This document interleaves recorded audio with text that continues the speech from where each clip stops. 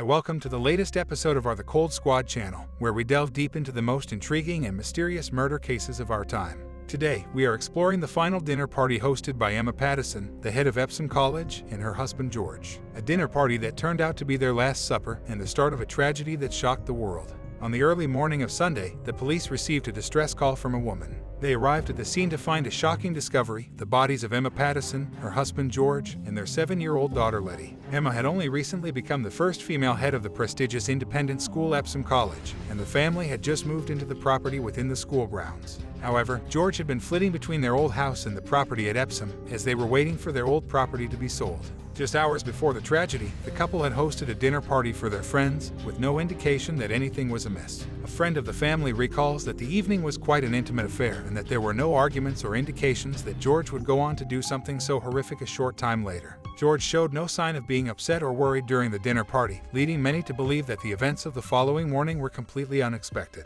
In the early hours of Sunday morning, Emma made a distressed phone call to her sister Deborah Kirk, just minutes before she would be shot dead. Deborah immediately drove out to the college in Surrey, but arrived too late to save her loved ones. Surrey police confirmed that they believe George shot his wife and daughter dead before turning the weapon on himself, and that no third party was involved in the killings. The killer had been a licensed shotgun holder for many years, and officers had called him to check on the storage for his firearm just days before the tragedy. As per Home Office regulations, gun owners must notify the police of any change of address as soon as they move. However, in this case, officers did not visit the premises. In light of the events, Surrey Police has referred itself to the independent watchdog over the triple shooting, as they had been in touch with George just days before the tragedy. And that is the story of the final dinner party hosted by Emma and George Pattison, a tragedy that shocked the world and left many questions unanswered.